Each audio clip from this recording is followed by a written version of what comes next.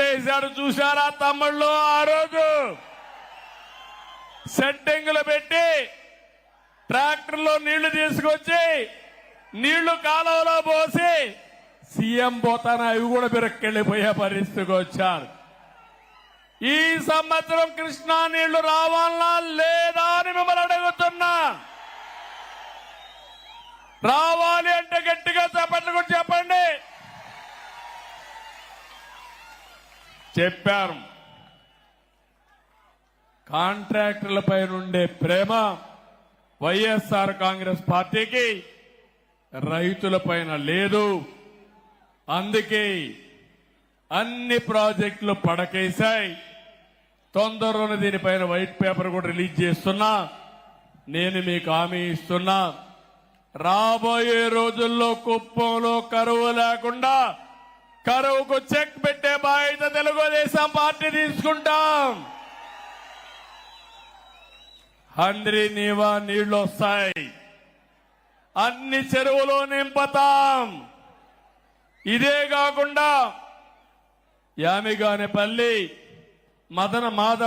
మాదనపల్లిలో 2 చెరువులు కట్టడానికి కూడా అవకాశం ఉంది. అవి కడితే 1 TMC నీళ్లు పెట్టుకునే అవకాశం ఉంది. ఇది కూడా శాంక్షన్ చేపిస్తామని చెప్పి నేను మీ అందరికీ తెలియజేస్తున్నా. ఇదే కాదు, మొత్తం పాలారులో ఎన్ని చెక్ డ్యాములు వస్తాయో అన్ని చెక్ డ్యాములు కడతాం. నీళ్లు నిల్వ పెడతాం. మీ పొలాలకు అవసరమైతే లిఫ్ట్లు పెట్టి తద్వారా నీళ్లు ఇచ్చే బాధ్యత నాది. దీన్ని ఒక పద్ధతి ప్రకారం ఆలోచించాను.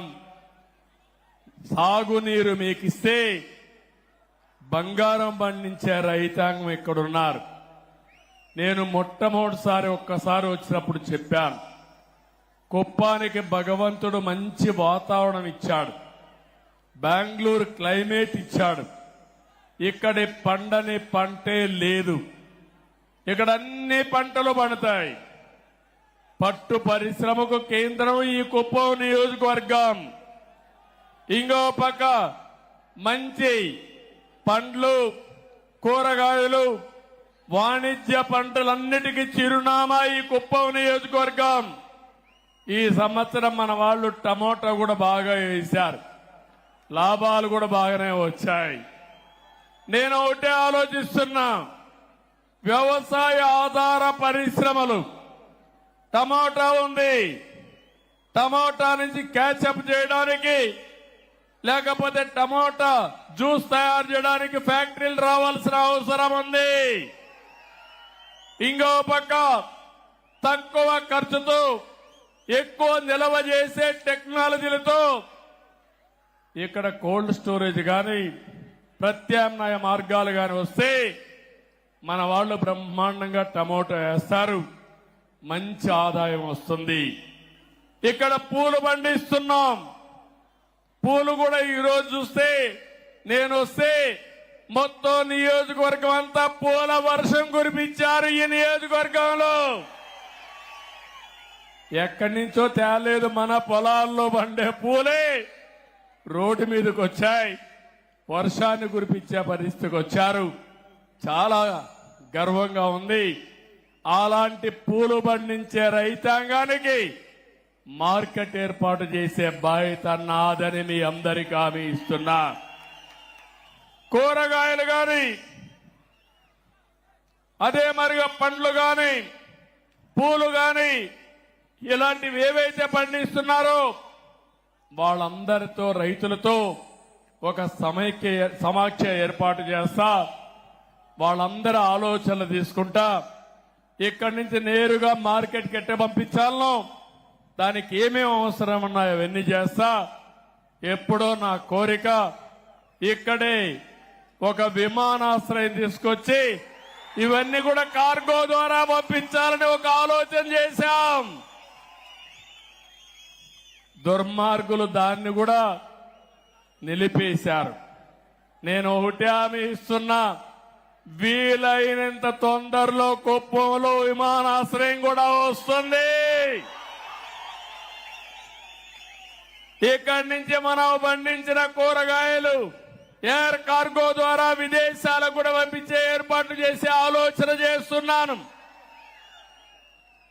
మనం కూడా ఎవరన్నా రావాలన్నా మనం వెళ్లాలన్నా చిన్న చిన్న ఫ్లైట్లు కూడా వస్తున్నాయి. అవి కూడా వస్తే లాజిస్టిక్స్ పెరుగుతుంది. ఇటు బెంగళూరుకి, అమరావతికి, చెన్నైకి ఈ యొక్క ఫెసిలిటీ వస్తుందని చెప్పి కూడా నేను మీకు తెలియజేస్తున్నా. ఇంకో పక్క నేను ఒకటే వ్యవసాయంలో మీ అందరినీ కోరుతున్నాను. ఒక పక్క ప్రతి ఒక్క ఎకరాలో వాణిజ్య పంటలు పండిద్దాం. గిట్టుబాటు ధర ఏర్పాటు చేసే బాధ్యత తీసుకుంటాను. మార్కెటింగ్ వస్తువులు ఏర్పాటు చేస్తాను. ఇంకో పక్క పాడి పరిశ్రమ మీరు గుర్తుపెట్టుకోవాలి. ఇప్పుడు నేను తొందరగా మీటింగ్ కూడా కంప్లీట్ చేయాలి. 5 అయితే మీకు జ్ఞాపకం వస్తుంది. మేము ఆవు పిలుస్తా ఉంటుంది మిమ్మల్ని అందరినీ.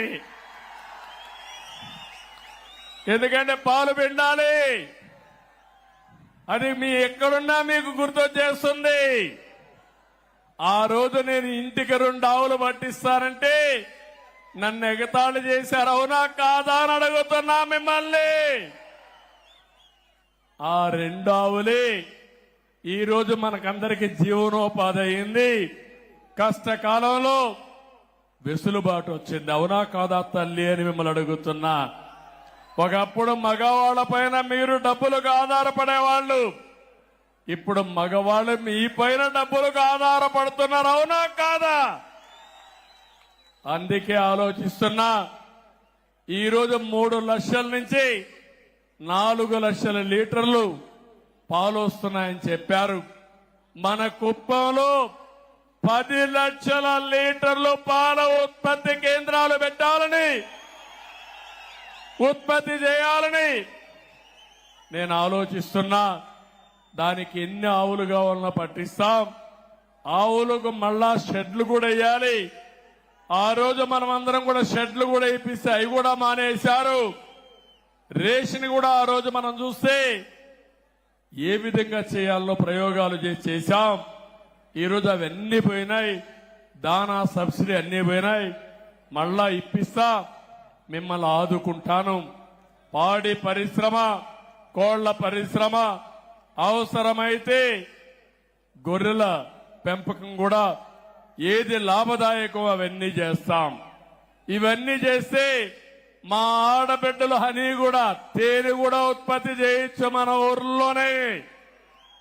సిల్క్, మిల్క్, అదే మరి హనీ, ఈ 3 కూడా ఒక అనుబంధ కార్యక్రమాల కింద చేసుకుంటే మనకు ఆదాయం వస్తుందని చెప్పి కూడా నేను మీకు తెలియజేస్తున్నా. ఇంకొక పక్కన ఇవన్నీ చేసిన తర్వాత నేను ఒక ఆలోచన చేశాను. నేను ఆ మాట చెప్పాను. Zero poverty. ఏ గ్రామంలో కూడా నిరుపేదలందరూ లేకుండా వాళ్ళకి ఆదాయం పెంచడానికి ఏమేం మార్గాలున్నాయో ఆలోచిస్తున్నాను. మనకుండే పెద్ద ఆస్తి జనాభా. ఒక ఇంట్లో 5 మంది కుటుంబ సభ్యులు ఉంటారు. పిల్లల్ని బాగా చదివిస్తే జీవితంలో సెటిల్ అవుతారు. పెద్దవాళ్ళు కూడా ఆదాయాన్ని, భూమి లేకపోయినా ఆదాయం సంపాదించే మార్గాన్ని ఏర్పాటు చేస్తే ప్రభుత్వం ఇచ్చే సహాయాన్ని తీసుకుంటూనే మీరు కూడా 10 రూపాయలు సంపాదించుకోవాలి. చేపను ఇవ్వడమే కాదు, చేపను పట్టే విధానం నేర్పిస్తే పేదవాళ్ళకు ఎంతో వెసులుబాటు వస్తుంది. అదే నా ఆలోచన. ఈ రాష్ట్రంలో నా జీవితంలో ఒకే ఒక ఆలోచన. ఎన్టీ రామారావు గారు ఎప్పుడూ చెప్పేవాడు, పేదవాడే దేవుళ్ళు, సమాజమే దేవాలయం అని చెప్పింది ఎన్టీ రామారావు గారు. అలాంటి పేదరిక నిర్మూలన నా జీవితాశయం. ప్రతి ఒక్క గ్రామాన్ని ఒకటే కోరుతున్నా, జీరో పావర్టీ. పేదలు లేని గ్రామం, పేదలు లేని మండలం, పేదరికం లేని కుటుంబం రాష్ట్రంలోనే, దేశంలోనే పేదరిక నిర్మూలనలో, ఆర్థిక అసమానతలు నిర్మూలించడంలో కుప్పం దేశానికి ఒక ఆదర్శం కావాలని మనస్ఫూర్తిగా కోరుకుంటున్నా. ఆశయం బానే ఉంది, ఆచరణ చెయ్యాలంటే మీ అందరి సహకారం నాకు అవసరం. మళ్లీ కుప్పం ఏరియా డెవలప్మెంట్ అథారిటీ ఒకప్పుడు పెట్టాను, ఇప్పుడు మళ్లీ కాడా పెడతాను. ఒక మంచి ఐఏఎస్ ఆఫీసర్ ఇక్కడనే పెడతాను. మీ సమస్యలన్నీ పరిష్కారం చేస్తాను. మీ ఆదాయాన్ని పెంచే మార్గం ఆలోచనలు ఇస్తా, అమలు చేసే బాధ్యత అప్పచెప్తారని కూడా మీ అందరికీ తెలియజేస్తున్నా. అది కూడా ప్రారంభిస్తాను. ఒక ప్రణాళిక తయారు చేసి ఆ ప్రణాళిక పెట్టి ఇవన్నీ కూడా అమలు చేయడం కోసం ముందుకు పోతాం. ఇంకో పక్క మన నియోజకవర్గంలో 2 కోరికలు కోరారు. మల్లన్నూరుని మండల హెడ్ క్వార్టర్ గా చేయమని, అదే మరి రాళ్ల బదుగూరు ఇంకొక మండలం చేయమని నేను నిన్నే ఆదేశాలు ఇచ్చాను. ఈ 2 మండలాలు కూడా ఏర్పాటు చేస్తున్నాం. ఇప్పుడు మున్సిపాలిటీ 4 మండలాలున్నాయి. భవిష్యత్తులో 6 మండలాలు మున్సిపాలిటీ ఉంటుందని ఈ సభాముఖంగా మీ అందరికీ తెలియజేస్తున్నా. ఇక్కడికి వచ్చినప్పుడు కుప్పం బస్ స్టాండ్ తమ్ముళ్ళు, ఇక్కడ బస్సులు కూడా దొంగిలిచ్చారు దొంగలు. ఇక్కడి నుంచి బస్సులు వేసుకోవచ్చు, తప్పు లేదు. కుప్పంలో ఉండే బస్సులు తీసుకుపోయారంటే వీళ్ళని ఏమనాలో మీరే ఒక్కసారి ఆలోచించండి. నిన్నే చెప్పాను, మళ్లీ నా కుప్పానికి బస్సులు పంపించమంటే నిన్నటి నుంచే బస్సులు వస్తున్నాయి మళ్లీ ఇక్కడికి. ఒకటే హామీ ఇస్తున్నా, ఒక ఆధునికమైన బస్ స్టేషన్ కింద, బస్ డిపో కింద కుప్పాన్ని నిర్మాణం చేస్తాం. ఇక్కడే ఆర్టీసీ మినిస్టర్ మా రాంప్రసాద్ రెడ్డి గారు ఇక్కడే ఉన్నారు. ఇప్పుడే ఆదేశాలు ఇచ్చాను, ప్లాన్స్ అన్ని తయారు చేసుకొస్తాడు. అన్ని గాని సవ్యంగా జరిగితే కుప్పంలో అన్ని బస్సులు కూడా ఎలక్ట్రికల్ బస్సులు వేసేస్తాం. పొల్యూషన్ కూడా ఉండదు. ఎక్కడ రోడ్ల మీద పోతాండు ఊగురాట కూడా లేదు. అలాంటి అవసరమైతే కొన్ని ఏసీ బస్సులు కూడా పెట్టేసి వేరే ప్రాంతాలకు పోవాలంటే కార్లు అవసరం లేకుండా శుభ్రంగా పోయి వచ్చే పరిస్థితి వస్తుంది. ఇంకో పక్క మన కుప్పానికి అన్ని పక్కల వివిధ రకాలైన నగరాలున్నాయి. ఒక పక్క కృష్ణపట్నం ఉంది, కృష్ణగిరి ఉంది, ఇంకో పక్కన కేజీఎఫ్ ఉంది, ఇంకో పక్క బెంగళూరు నగరం ఉంది, సమీప ప్రాంతంలోని చెన్నై కూడా ఉంది. మన రైల్వే లైన్ కూడా మీరు చూస్తే కుప్పం ఒక జంక్షన్ గా కూడా తయారయ్యే అవకాశం ఉంది. అందుకే నేను ఒకటి ఆలోచిస్తున్నాను, కోట నుంచి వచ్చే రోడ్డుని, పలమనే రోడ్ని ఇప్పుడు డబల్ రోడ్ ఉంది, దీన్ని 4 లేన్ చేసుకోగలిగితే కృష్ణగిరి వరకు బ్రహ్మాండంగా ఉంటుంది.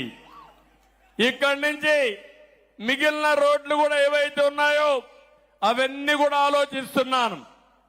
ఇక్కడి నుంచి మీరు చూస్తే బెంగళూరు నుంచి హోసూరు వరకు గ్రీన్ ఫీల్డ్ హైవే కింద 4 లేన్ వేసుకుంటే బెంగళూరుకు 1 గంటలోనే పోయే అవకాశం వస్తుందని మా వాళ్ళు చెబుతున్నారు. అది కూడా వస్తే నేరుగా బెంగళూరుకు పోయి బెంగళూరు వాళ్ళు కుప్పానికి వచ్చి వ్యాపారం చేసుకుని సాయంత్రం మళ్లీ వెళ్లిపోతారు బెంగళూరుకి. మొన్న బెంగళూరు నుంచి ఒక 20,000 మంది వచ్చారు మన వాళ్ళు ఓట్లు వేయడానికి. వాళ్లే డబ్బులు ఖర్చు పెట్టి వచ్చారు, తెలుగుదేశం పార్టీకి ఓటేశారు. ఇక్కడే కాదు, అమెరికా నుంచి, ఆస్ట్రేలియా నుంచి, ఆఫ్రికా నుంచి మన ఎన్ఆర్ఐస్ అంతా వచ్చి 1-2 నెలలు పనిచేసి 4-5 నెలలు 4-5 లక్షలు ఖర్చు పెట్టి తెలుగుదేశం పార్టీని గెలిపించారంటే అది వాళ్లకు మన పార్టీ పైనుండే అభిమానం. ఈరోజు పక్కనుండే బెంగళూరు నుంచి ఒక 15,000 నుంచి 20,000 మంది కొంతమంది వాళ్ళ ఖర్చులే పెట్టుకొని వచ్చి ఓటేశారు. హైదరాబాద్ నుంచి చూస్తే 55-60 ట్రైన్లు పట్టకుండా ఎక్కడికక్కడ వచ్చి ఓటేసి వెళ్లారంటే వాళ్ళ అభిమానం చూసిన తర్వాత నాకు అనిపిస్తుంది నా జీవితాంతం వాళ్ళకు రుణపడున్నా వాళ్ళ రుణం తీర్చుకుంటానని చెప్పి కూడా నేను మీకు తెలియజేస్తున్నా. అందుకనే ఈ యొక్క కుప్పం నుంచి చుట్టుపక్కల తమిళనాడులో ఉండే ప్రధాన నగరాలకి, కర్ణాటకలో ఉండే నగరాలకి ఇన్ఫ్రాస్ట్రక్చర్ ఏర్పాటు చేస్తాం. ఇక్కడే ఎక్స్ప్రెస్ వే కూడా వస్తుంది, 4 లేన్ రోడ్డు వస్తుంది. ఆ ఎక్స్ప్రెస్ వే చూస్తే మన కుప్పం దగ్గర ఎక్కడో కూడా ఒక దారి పెట్టమంటే నేరుగా బెంగళూరుకు 1 గంటలో వెళ్లిపోయే అవకాశం వస్తుంది. అది కూడా నేను గడ్కరీ గారితో మాట్లాడి ఏర్పాటు చేయిస్తానని చెప్పి నేను మీకు తెలియజేస్తున్నా. నిన్న ఎన్నికల్లో యువత బ్రహ్మాండంగా పనిచేశారు. జాబు రావాలంటే ఇదే స్లోగన్ ఎక్కడ చూసినా. అందుకే నా మీద బాధ్యత పెరిగింది. మళ్లీ ఉద్యోగాలు ఇప్పించే బాధ్యత నాది. అందుకనే ఆలోచిస్తున్నాను, మన కుప్పానికి టెక్స్టైల్ గాని, ఫుడ్ ప్రాసెసింగ్ గాని, వివిధ రకాలైనటువంటి ఇండస్ట్రీస్ రావాలి. ఇక్కడి నుంచి మనం ప్రపంచంలో ఉండే కంపెనీలకు పనిచేసే విధంగా కూడా రావాలి. ఇవన్నీ కూడా ఏ విధంగా చేయాలో నేను ఆలోచిస్తున్నా. ఒక ప్రణాళిక తయారు చేసుకుంటా. కుప్పంలో ఇండస్ట్రీస్ రావాలి. కాలేజీలు, స్కూల్స్ ఇప్పటికే మనం చాలా పెట్టుకున్నాం. కుప్పం ద్రవిడ యూనివర్సిటీ ఉంది, భ్రష్టు పట్టించారు. నేను ఒకటే ద్రవిడ యూనివర్సిటీలో నేను దృష్టి పెడుతున్నాను. మళ్ళా అడ్మినిస్ట్రేషన్ గాడిలో పెట్టే బాధ్యత నాది. 254 మందికి 10 నెలలుగా జీతాలు రావడం లేదు.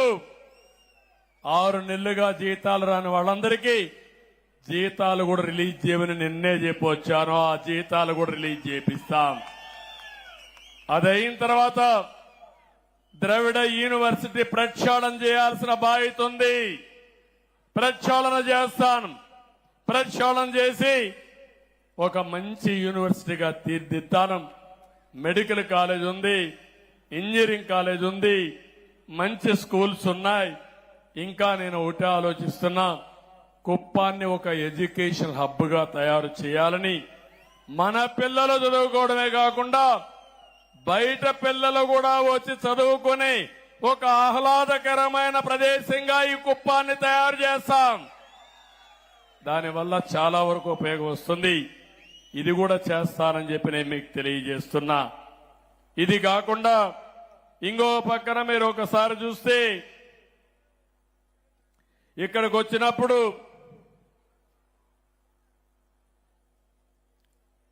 నేను కుప్పం విషయం ఇప్పుడే చెప్పాను. ఇది కాకుండా మీరు చూస్తే డిపో విషయం చెప్పాను. ప్రజలకు కొన్ని విషయాలు మీరు చూసినప్పుడు మనం కట్టిన కమ్యూనిటీ బిల్డింగ్స్ కూడా అట్నే పెట్టి వదిలిపెట్టి వెళ్లిపోయారు. వన్యకుల క్షత్రియ భవనం 90% పూర్తయి మిగిలిపోయింది. కురుబ భవనం అసంపూర్తిగా ఉంది. బలిజ కులస్తులకు ఒక భవన నిర్మాణం ఇస్తే అది కూడా నిలిపేసే పరిస్థితికి వచ్చారు.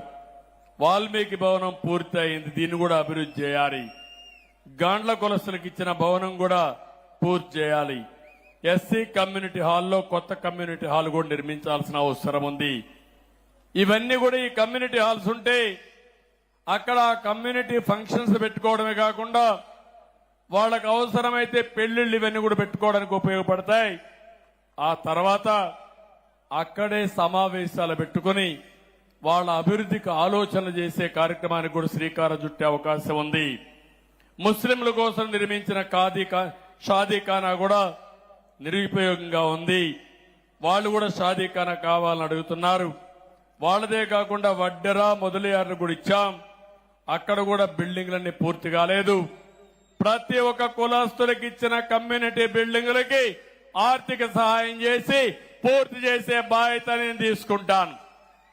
ఆ తర్వాత మీరందరూ చేయాల్సింది, మీరు ఆ సమావేశాలు పెట్టుకుని మీ కమ్యూనిటీ అభివృద్ధి కోసం మీరు కృషి చేయండి. నేనేం చేయాలనో చేసే పరిస్థితి నేను తీసుకొస్తా.